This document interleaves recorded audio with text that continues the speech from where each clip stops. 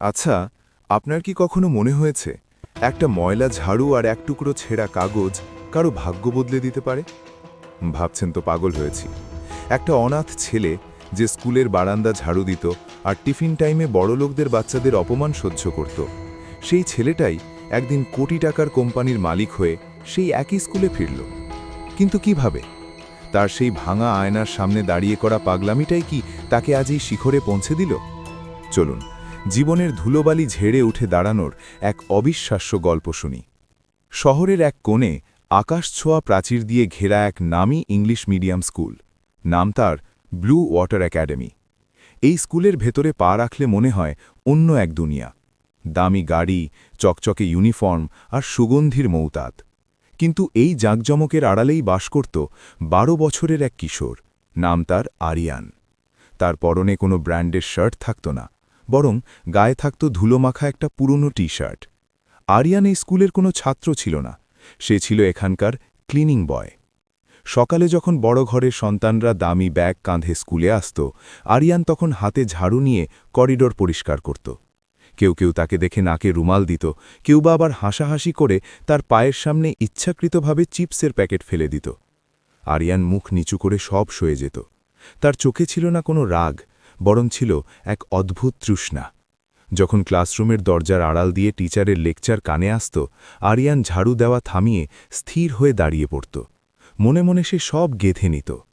সবাই যখন টিফিন পিরিয়ডে মাঠে খেলত, আরিয়ান তখন ডাস্টবিনের পাশে বসে ফেলে দেওয়া কাগজ আর পত্রিকা কুড়াত।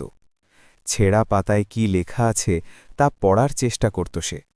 কিরে আরিয়ান, এত ময়লা খেটে কি পাস? কাকা, ময়লার ভেতরেই তো হীরা লুকানো থাকে, শুধু চিনে নিতে হয়। আরিয়ানের রাতগুলো কাটত স্কুলের পেছনের একটা ছোট ভাঙা ঘরে। সেখানে একটা কোনায় ছিল আধভাঙা একখানা আয়না। সারা দিনের হাড় ভাঙা খাটুনি আর অপমানের পর আরিয়ান সেই আয়নার সামনে এসে দাঁড়াত। আমি পারবো। আমি একদিন সবার সামনে দাঁড়িয়ে কথা বলবো। আমি একদিন ইংরেজিতেও সবার মন জয় করব। সে কথাগুলো শিখেছিল ক্লাসরুমের বাইরে আড়ি পেতে শোনে। আরিয়ানের এই অদ্ভুত স্বভাব দেখে স্কুলের দারোয়ান সাহেব প্রায়ই হাসাহাসি করতেন। আরে ও সাহেব, দিনভর ঝাড়ু দাও আর রাতে লর্ড সাহেব সাজো? তোমার কপালে ঝাড়ুই আছে রে বাবা, এই স্বপ্ন দেখে লাভ নেই। আরিয়ান দমে যেত না। সে শুধু ভাবত একদিন এই আয়নার ওপারের মানুষটাকেই সে সত্যি করে তুলবে। একবার স্কুলের এক দামি ছাত্র ফারহান ক্লাসে তার আইফোন হারিয়ে ফেলে। কোনো কারণ ছাড়াই সবার আঙ্গুল ওঠে আরিয়ানের দিকে। ফারহান তাকে সবার সামনে চোর অপবাদ দিয়ে বলে, এই রাস্তার ছেলেগুলো এমনই হয়, সুযোগ পেলেই থাবা মারে। আরিয়ান প্রতিবাদ করার সুযোগটুকুও পেল না। তাকে প্রিন্সিপালের রুমে নিয়ে যাওয়া হলো। প্রিন্সিপাল সাহেব লোকটা কঠোর হলেও ন্যায়পরায়ণ ছিলেন। তিনি আরিয়ানের চোখের দিকে তাকিয়ে কিছু একটা অনুভব করলেন, কিন্তু প্রমাণের অভাবে তাকে সেদিন চরম অপমান সহ্য করে স্কুল ছাড়ার উপক্রম হতে হল। ঠিক সেই সময়ই স্কুলের ৩০ বছর পূর্তি উপলক্ষে এক বিশাল অনুষ্ঠানের ঘোষণা হল। প্রিন্সিপাল মিস্টার সামদানি এক অদ্ভুত চ্যালেঞ্জ ছুঁড়ে দিলেন সবার সামনে। তিনি বললেন, আমাদের ছাত্ররা তো ইংরেজিতে বেশ পটু, কিন্তু আমি দেখতে চাই কে একটানা 10 মিনিট কোনো ইংরেজি বা বিদেশি শব্দ ছাড়া একদম নিখত এবং শুদ্ধ বাংলায় কথা বলতে পারে। পুরো স্কুল যেন থমকে গেল। নামি দামি ছাত্ররা স্টেজে উঠে 2 মিনিট পরেই খেই হারিয়ে ফেলছিল। কেউ ভুল করে বলে ফেলছিল স্কুল, কেউ বা টেবিল। আরিয়ান তখন অডিটোরিয়ামের একদম পেছনে দাঁড়িয়ে সব দেখছিল। তার ভেতরটা ছটফট করছিল। সে জানত এটাই তার সুযোগ। কিন্তু এক ক্লিনিং বয় কি স্টেজে ওঠার সাহস করতে পারবে, যেখানে কয়েক হাজার মানুষের সামনে তাকে নিয়ে বিদ্রূপ হতে পারে? আরিয়ান বুক ভরে শ্বাস নিল। সে জানত তার হারাবার কিছু নেই। সে ধীর পায়ে স্টেজ লক্ষ্য করে এগোতে থাকল। পেছনে তখন হাসির রোল পড়ে গেছে। ফারহান আর তার বন্ধুরা টিটকারি দিয়ে বলছে, দেখ দেখ, ঝাড়ুদার এসেছে বাংলা শেখাতে। কিন্তু আরিয়ান থামল না। সে মাইক্রোফোনের সামনে গিয়ে দাঁড়াল। তার 2 হাত থরথর করে কাঁপছিল, কিন্তু চোখের মনি ছিল স্থির। সে জানে এই মাইক্রোফোনটা আজ তার জন্য কেবল একটা যন্ত্র নয়, বরং তার ভাগ্য বদলানোর অস্ত্র।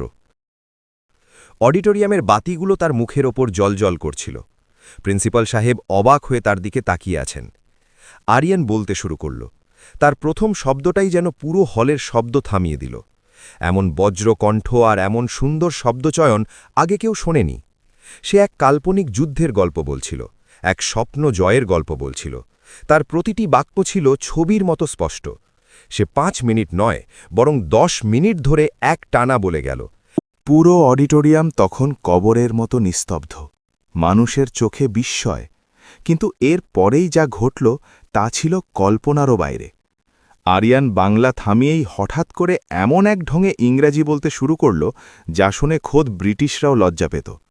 সে ইংরেজিতে বলতে লাগল, জ্ঞান কোনো আলমারিতে বন্দি থাকে না, জ্ঞান থাকে ইচ্ছে শক্তিতে।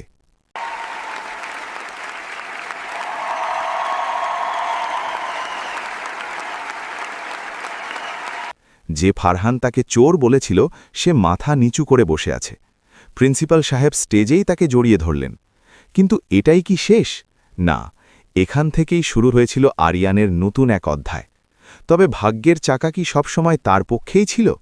জীবনের মোড়ে মোড়ে যে আরও বড় ষড়যন্ত্র আর বাধা লুকিয়েছিল তা আরিয়ান তখনও জানত না। স্কুলের সেই সোনালি দিনগুলোর পর আরিয়ান কোথায় হারিয়ে গেল, আর কিভাবে সে এক অনাথ থেকে বিলিয়ন ডলারের সিইও হল? পুরো অডিটোরিয়াম যখন আরিয়ানের জন্য তালি দিচ্ছিল, তখন মঞ্চের এক কোণায় দাঁড়িয়ে থাকা ফারহান আর তার বন্ধুদের মুখগুলো অপমানে নীল হয়ে যাচ্ছিল। আরিয়ানের এই অভাবনীয় সাফল্য তাদের আভিজাত্যের গায়ে যেন এক মস্ত চড়। প্রিন্সিপাল সামদানি সাহেব মঞ্চে উঠে ঘোষণা করলেন, আজ থেকে আরিয়ান এই স্কুলের কর্মচারী নয়, বরং এই স্কুলের বিশেষ ছাত্র। তার পড়াশোনার সমস্ত খরচ আজীবন এই স্কুল কর্তৃপক্ষ বহন করবে। কথাটা শোনার পর আরিয়ানের দোচোখ বেয়ে নোনা জল গড়িয়ে পড়ল।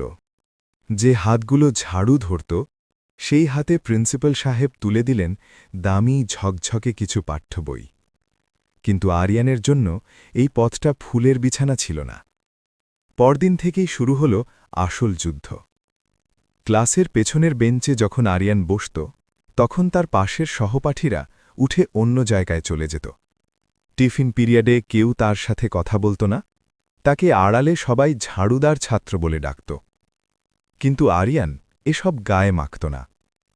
তার কাছে দুনিয়ার সব অপমানের চেয়ে বইয়ের ওই শব্দগুলো বেশি মূল্যবান ছিল। সে জানত তাকে অন্যদের চেয়ে 10 গুণ বেশি পরিশ্রম করতে হবে।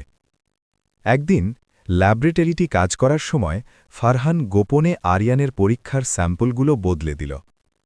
উদ্দেশ্য ছিল শিক্ষককে এটা বোঝানো যে আরিয়ান আসলে কিছুই বোঝে না, সবটাই ছিল মঞ্চের নাটক। কিন্তু আরিয়ান তার তীক্ষ্ণ মেধা দিয়ে ধরে ফেলল যে রাসায়নিক বিক্রিয়াগুলো ঠিকমতো হচ্ছে না। সে দমে না গিয়ে নিজের ভুল খুঁজতে শুরু করল এবং শেষ মুহূর্তে ফারহানের কারসাজি ধরে ফেলে নতুন করে পরীক্ষাটি শেষ করল। শিক্ষক যখন তার কাজের প্রশংসা করলেন, তখন ফারহানের আক্রোশ আরও বেড়ে গেল। স্কুলের গণ্ডি পার হওয়ার সময় আরিয়ান অভাবনীয় রেজাল্ট করল, কিন্তু নিয়তি তাকে আবারও এক কঠিন পরীক্ষায় ফেলল। যে প্রিন্সিপাল সাহেব তাকে আগলে রেখেছিলেন, তিনি হঠাৎ হৃদরোগে আক্রান্ত হয়ে মারা গেলেন। আরিয়ানের মাথার উপর থেকে শেষ ছায়াটুকুও সরে গেল। স্কুলের নতুন ম্যানেজমেন্ট আরিয়ানকে আর সাহায্য করতে চাইল না। তারা সাফ জানিয়ে দিল কোনো বাইরের ছেলেকে তারা আর টানতে পারবে না। আরিয়ান তখন 18 বছরের এক যুবক, হাতে সামান্য কিছু জমানো টাকা আর অধম্য জেদ। সে ঢাকা শহরের এক ছোট মেসে উঠে এলো। দিনে সে টিউশনি করত, আর রাতে কম্পিউটার সায়েন্সের ওপর অনলাইনে ফ্রি কোর্স করত। শহরের এক সাইবার ক্যাফেতে সে মেঝের এক কোনায় বসে সারা রাত কোডিং শিখত। ক্যাফের মালিক দয়ালু মানুষ ছিলেন। তিনি দেখতেন ছেলেটা কিভাবে না খেয়ে ঘণ্টার পর ঘণ্টা কিবোর্ডের ওপর আঙুল চালায়। একদিন গভীর রাতে আরিয়ান একটা নতুন সফটওয়্যারের অ্যালগরিদম নিয়ে কাজ করছিল। হঠাৎ তার মনে হল বর্তমান বিশ্বের যোগাযোগ ব্যবস্থায় এমন একটা ফাঁক আছে যা কেউ পূরণ করছে না। সে দিনরাত এক করে একটি ইউনিক ইন্টারফেস তৈরি করতে শুরু করল। কিন্তু তার কাছে ল্যাপটপ ছিল না, ছিল না কোনো ভালো হার্ডওয়্যার। সে ছেঁড়া খাতায় কোড লিখত আর কল্পনা করত সেটা কিভাবে কাজ করবে, ঠিক যেমনটা সে ছোটবেলায় ভাঙা আয়নার সামনে দাঁড়িয়ে করত। কয়েক মাস পর সে তার সেই প্রজেক্ট নিয়ে এক বিশাল ইনভেস্টর মিটিংয়ে যাওয়ার সাহস করল। সেখানে গিয়ে সে দেখল যারা তাকে ইনভেস্ট করবে তাদের প্রধান পরামর্শদাতা হিসেবে বসে আছে স্বয়ং ফারহান। ফারহান এখন তার বাবার বিশাল ব্যবসার হাল ধরেছে। আরিয়ানকে দেখেই ফারহান তাচ্ছিল্যের হাসি হেসে বলল, আরে আমাদের স্কুলের সেই ক্লিনিং বয় না? এখানে কি সফটওয়্যার বিক্রি করতে এসেছো নাকি মেঝের ধুলো পরিষ্কার করতে? মিটিংয়ের মাঝপথেই আরিয়ানকে অপমান করে বের করে দেওয়া হলো। ফারহান সবার সামনে তার প্রজেক্ট ফাইলটা ডাস্টবিনে ফেলে দিয়ে বলল, রাস্তার ছেলের স্বপ্ন রাস্তাতেই মানায়। আরিয়ান সেদিন বৃষ্টিতে ভিজতে ভিজতে মেসের দিকে ফিরছিল। তার মনে হচ্ছিল সব শেষ। তার মনে পড়ছিল প্রিন্সিপাল সাহেবের সেই শেষ কথাগুলো। আরিয়ান, লোকে তোমাকে নিচে নামাতে চাইবে, কারণ তোমার মধ্যে তারা নিজেদের ভয় দেখতে পায়। আরিয়ান চোখের জল মুছে ডাস্টবিন থেকে তার ভেজা ফাইলটা কুড়িয়ে নিল। সে নিজেকে বলল, যে ডাস্টবিন থেকে আমি পড়া শিখেছি, সেই ডাস্টবিন থেকে আমি আমার ভাগ্যও তুলে আনব। পরের 2 বছর আরিয়ান যেন দুনিয়া থেকে বিচ্ছিন্ন হয়ে গেল। সে এক ছোট গ্যারেজে থাকা শুরু করল। ক্ষুধা পেলে সস্তা রুটি আর জল খেয়ে দিন কাটাত। সে এমন এক সফটওয়্যার তৈরি করল যা কৃত্রিম বুদ্ধিমত্তাকে ব্যবহার করে মানুষের ভাষাকে মুহূর্তের মধ্যে অনুবাদ করতে পারে, একদম মানুষের কণ্ঠস্বরের মতো। একদিন এক আন্তর্জাতিক টেক কনফারেন্সে সে বেনামে তার প্রজেক্টের একটা ডেমো পাঠাল। সবাই অবাক হয়ে দেখল, এই সফটওয়্যারটি বর্তমান সময়ের সেরা আবিষ্কারগুলোর একটি হতে পারে। কিন্তু আরিয়ানের কাছে কনফারেন্সে যোগ দেওয়ার মতো ভালো পোশাক ছিল না। সে তার সেই পুরনো টি-শার্ট আর একজোড়া সাধারণ জুতো পরে সেখানে হাজির হল। সেখানে উপস্থিত ছিলেন বিশ্বের বাঘা বাঘা টেক জায়েন্টরা। যখন আরিয়ানের নাম ডাকা হল, তখন পুরো হলরুমে একটা গুঞ্জন উঠল। কেউ বিশ্বাস করতে পারছিল না এই সাধারণ দেখতে ছেলেটা এত জটিল কোডিং করতে পারে। আরিয়ান মঞ্চে উঠে মাইক্রোফোন হাতে নিল। তার মনে পড়ে গেল 10 বছর আগের সেই স্কুলের মঞ্চের কথা। সে বলতে শুরু করল। তার ভাষণের জাদু আবারও কাজ করল। কিন্তু এবার শুধু বাংলা বা ইংরেজি নয়, সে তার সফটওয়্যারের মাধ্যমে বিশ্বের 10টি ভাষায় কথা বলে দেখাল। হলের সবাই দাঁড়িয়ে তাকে অভিনন্দন জানাল। একটি জাপানি মাল্টিন্যাশনাল কোম্পানি তাৎক্ষণিকভাবে তার সেই প্রজেক্টের জন্য $10 মিলিয়ন অফার করল। কিন্তু আরিয়ান জানত, এটা তো কেবল শুরু। সে সেই টাকা দিয়ে নিজের কোম্পানি শুরু করল, মিরার টেকনোলজিস। তার লক্ষ্য ছিল এমন এক সাম্রাজ্য তৈরি করা যেখানে মেধা হবে একমাত্র পরিচয়, বংশ বা আভিজাত্য নয়। 10 বছরের কঠোর সাধনা তাকে নিয়ে গেল সফলতার চূড়ায়। সে এখন আর সেই অনাথ আরিয়ান নয়, বরং টেক দুনিয়ার এক উজ্জ্বল নক্ষত্র। কিন্তু তার মনে একটা সুপ্ত বাসনা ছিল। সে ফিরতে চেয়েছিল সেই স্কুলটিতে, যেখানে তাকে অপমানিত হতে হয়েছিল। সে কি পারবে সেই দর্পী সহপাঠীদের যোগ্য জবাব দিতে, নাকি সাফল্যের মোহে সেও বদলে যাবে? 10টি বছর পার হয়ে গেছে। ব্লু ওয়াটার একাডেমি তার গৌরব ধরে রাখলেও বর্তমানে বেশ আর্থিক সংকটে ভুগছে। স্কুলের 35 বছর পূর্তি উপলক্ষে এক জাঁকজমকপূর্ণ অনুষ্ঠানের আয়োজন করা হয়েছে। তবে এবারের অনুষ্ঠানের আমেজটা একটু ভিন্ন, কারণ অনুষ্ঠানের প্রধান অতিথি হিসাবে আসছেন বর্তমান বিশ্বের টেক জগতের অন্যতম প্রভাবশালী ব্যক্তিত্ব, মিরার টেকনোলজিসের সিইও। কারো কাছেই তার আসল পরিচয় প্রকাশ করা হয়নি, শুধু জানা গেছে তিনি এই স্কুলেরই একজন প্রাক্তন ছাত্র। পুরো স্কুল এলাকা সাজানো হয়েছে বর্ণিল সাজে, গেটের সামনে দামি সব গাড়ির ভিড়। স্কুলের বর্তমান ম্যানেজিং কমিটির সদস্যরা হন্যে হয়ে অপেক্ষা করছেন সেই মহানায়ককে বরণ করে নেবার জন্য। আর সেই কমিটির অন্যতম সদস্য হিসাবে দম্ভের সাথে দাঁড়িয়ে আছে ফারহান। ফারহানের বাবার ব্যবসা এখন প্রায় লাটে উঠেছে, তাই সে চেষ্টা করছে এই বড় কোম্পানির সিইওর সাথে খাতির জমিয়ে যদি কোনো ইনভেস্টমেন্ট পাওয়া যায়। মঞ্চের ওপর বিশাল স্ক্রিনে ভেসে উঠছে মিরার টেকনোলজিসের লোগো। ঠিক সেই সময় একটি কালো রঙের দামি গাড়ি এসে থামল গেটের সামনে।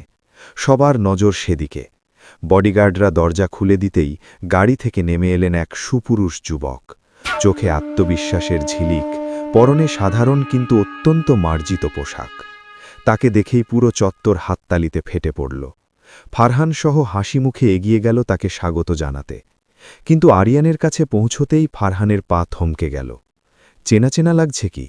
না, এ তো সম্ভব নয়। সেই ঝাড়ুদার ছেলেটা কিভাবে এত বড় জায়গায় পৌঁছবে? ফারহান নিজের ভুল ভেবে নিজেকে শান্ত করল এবং হাত বাড়িয়ে বলল, স্যার, আমাদের স্কুলে আপনাকে স্বাগতম। আমি ফারহান। এই প্রতিষ্ঠানের উন্নয়নে আপনার সহযোগিতা আমাদের কাম্য। ফারহান সাহেব, ডাস্টবিনে ফেলে দেওয়া সেই ফাইলটা কিন্তু আমি কুড়িয়ে নিয়েছিলাম, মনে আছে কি? ফারহানের হাতটা মাঝপথেই জমে গেল। তার কপাল বেয়ে ঘাম ঝরতে শুরু করল। সে অস্ফুট সরে বলল, আরিয়ান। আরিয়ান আর কোনো কথা না বাড়িয়ে সোজা মঞ্চের দিকে এগিয়ে গেল। মঞ্চে দাঁড়িয়ে আরিয়ান অডিটোরিয়ামের প্রতিটি কোণ পরখ করল।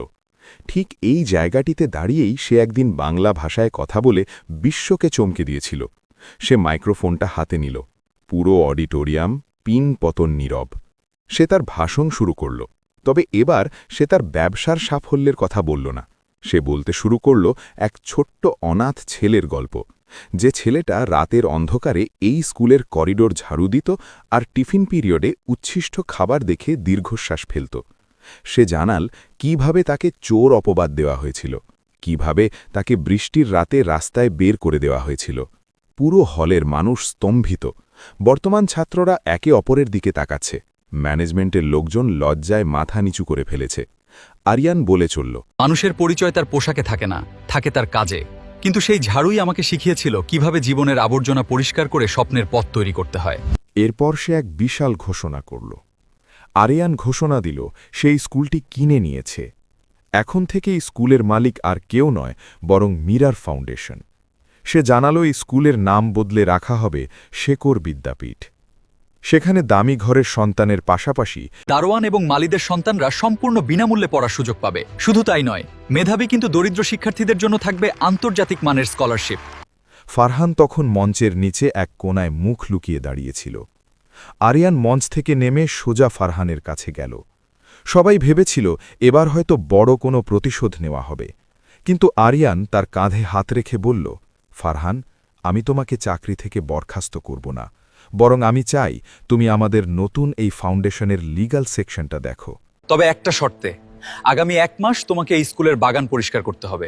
আমি চাই তুমিও জানো মেহনতি মানুষের ঘামের মূল্য কতটুকু। ফারহান অঝরে কাঁদতে শুরু করল। সে বুঝতে পারল আরিয়ান তাকে ঘৃণা করে নয়, বরং তাকে একজন ভালো মানুষ হওয়ার সুযোগ দিচ্ছে। এটাই ছিল আরিয়ানের প্রকৃত জয়।